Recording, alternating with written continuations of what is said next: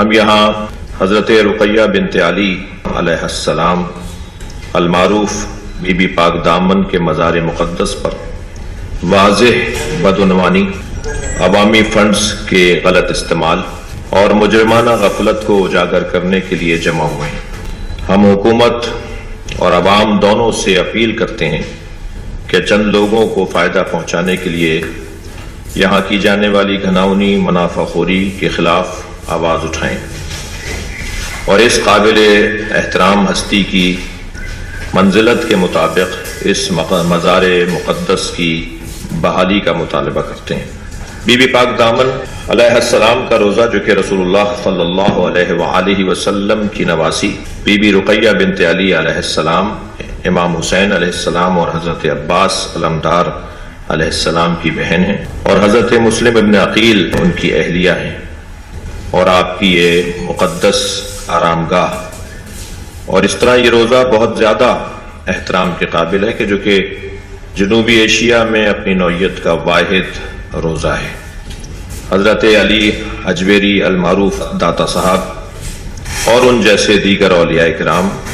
باقاعدگی کے ساتھ گھٹنوں کے بل چل کر اس مزار پر حاضری دیا کرتے تھے۔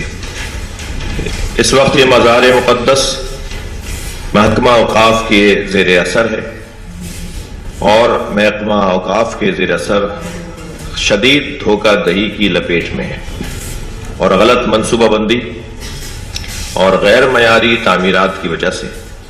موت کا جال بننے کے خطرناک راستے پر ہے۔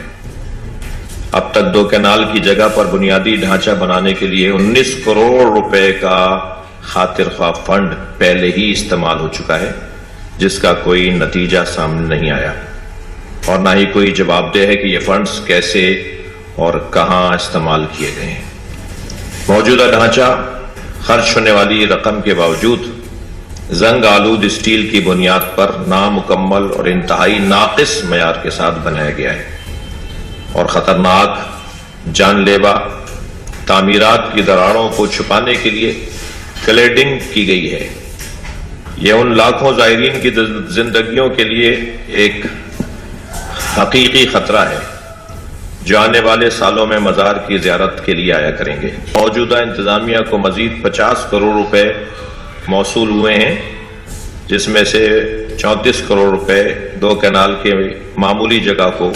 خوبصورت بنانے کے لیے استعمال کیے جا رہے ہیں۔ اس بارے میں کوئی وضاحت نہیں کہ یہ فنڈز کیسے مختص کیے جائیں گے۔ بغیر کسی احتساب کے الاٹ کیے گئے کل عوامی فنڈز جو 70 کروڑ جو عوام پیسہ ڈالتی ہے، وہاں نذرانہ ڈالتی ہے، وہ 70 کروڑ روپے ہیں جو مزار کے پاس پہلے سے موجود ہیں،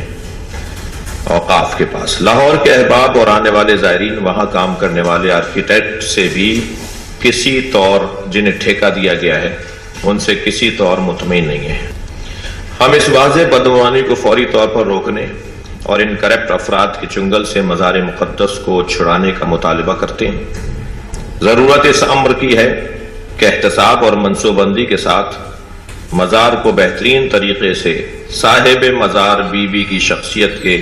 شایان شان تعمیر کیا جائے۔ پروجیکٹ کو محکمہ اوقاف کے بدعنوانوں کے چنگل سے نکال کر ایسے مخلص افراد کو سونپا جائے جو مناسب احتساب کے ساتھ بین الاقوامی معیار کے مطابق مقدس مقام کو بحال کر سکیں۔ ہمارا مطالبہ ہے جس طرح کرتارپور میں سکھ برادری کو ان کے گرودوارے کی توسیع میں سہولت فراہم کی گئی تھی، اسی طرح اس مقدس جگہ کو بھی ملکی اور بین الاقوامی زائرین کے لیے تیار کیا جانا چاہیے۔ ہمارا مطالبہ ہے کہ بغیر کسی سوچ سمجھ کے، بغیر کسی منصوبہ بندی کے جدید کام کوئی اس کے اندر نہیں لایا گیا، بلکہ کسی دوسرے آرکیٹیکٹ کے ڈیزائن کی ایک بے سوچی سمجھی نقل کو یہاں پر تعمیرات کا عنوان دیا جا رہا ہے، جس سے ہم ہرگز مطمئن نہیں ہیں۔ میں یہیں ایک بات اور ضمناً واضح کر دوں کہ موجودہ آرکیٹیکٹ اور جن کے پاس یہ پورا مزار تعمیر کے لیے دیا گیا ہے، میں اور جناب زاہد بخاری صاحب ان کے آفس چل کے گئے اور ہمیں انہوں نے کوشش کی مطمئن کرنے کی، لیکن ہم مطمئن نہیں ہیں۔ حضور اکرم صلی اللہ علیہ وسلم کی نواسی کا مزار ایک منفرد ڈیزائن کا مستحق ہے، جو ان کے قابل احترام حیثیت کی شایان شان ہو اور اسی طرح حاضری دینے والے زائرین کے لیے بھی آسانی فراہم کرے۔ مزار کی صحیح طریقے سے بحالی